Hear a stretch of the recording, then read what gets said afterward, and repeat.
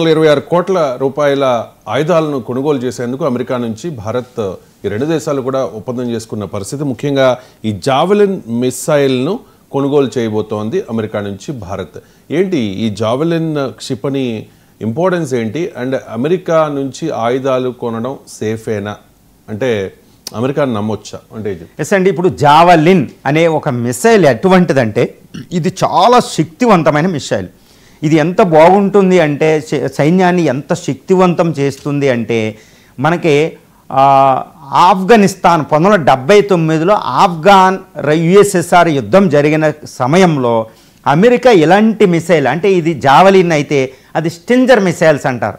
ఈ రెండు మిసైల్ పేర్లు ఒకటే, అప్పుడు అంత అత్యాధునికం కాదనమాట. దాన్ని అధునాతనం చేస్తేనే, అంటే ఒకప్పుడు స్టింజర్ మిసైల్ను అధునాతనంగా చేస్తేనే ఇప్పుడు జావెలిన్ మిసైల్స్ వచ్చినాయి. ఈ మిసైల్స్ ఏంటంటే శత్రు సైనికులు భుజం మీద నుంచి పేలుస్తారు. అంటే కేవలం 23 నుంచి 25 కేజీలే ఉంటుంది.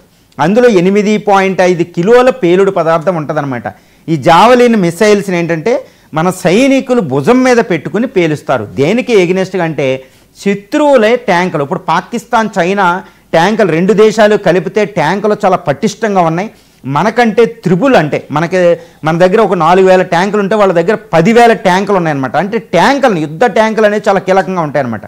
ఇప్పుడు మనం అమెరికా నుంచి 800 కోట్లు అంటే $93 మిలియన్ పెట్టి 1000 ఈ మిసైల్స్ని కొంటున్నాం. జావెలిన్ FMG 1448 అని ఈ మిసైల్స్ 1000 కొంటున్నాం. అంటే మన సైనికులు భుజం నుంచి ట్యాంకులను పేలుస్తారండి. 5 కిలోమీటర్ పరిధిలో ఉన్నాయి, పేల్చొచ్చు. ఇవేంటంటే ఫైర్ అండ్ ఫర్గెట్ అనే కేటగిరీ అనమాట. ఒక్కసారి లక్ష్యాన్ని నిర్ధారించుకుంటే ఆ లక్ష్యాన్ని ఛేదించే వరకు వదలవు. తర్వాత గైడెన్స్ సిస్టమ్ ఉంటుంది, independent guidance system, fire and forget system అని.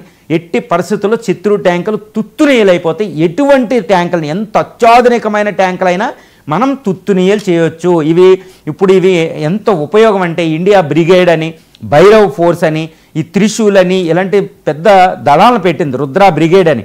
వీటిలో ఈ మిసైల్స్ యొక్క ఉపయోగం ఉంది. ఇవి surface to surface, surface to air పేలుస్తాయి అనమాట. అంటే శత్రువుల ట్యాంకులు, పాకిస్తాన్, చైనా ట్యాంకులు అత్యాధునికం ఉన్నాయి కాబట్టి ఆ ట్యాంకులకు ఎగ్నెస్ట్గా మనం ఇది తెస్తున్నాం. ఇప్పటికే భారతదేశం DRDO సహాయంతో మనకి నాగ్ అని యాంటీ ట్యాంక్ మిసైల్ తయారు చేసాం. ఇవి చాలా అత్యాధునికం, ఇవి చాలా కాస్ట్లీ ఉంటాయండి. ఇదేంటంటే పెద్ద పెద్ద దళాలను పేలుస్తారన్నమాట. ఇవేంటంటే మనమే తయారు చేసుకున్నాం నాగ్ అని.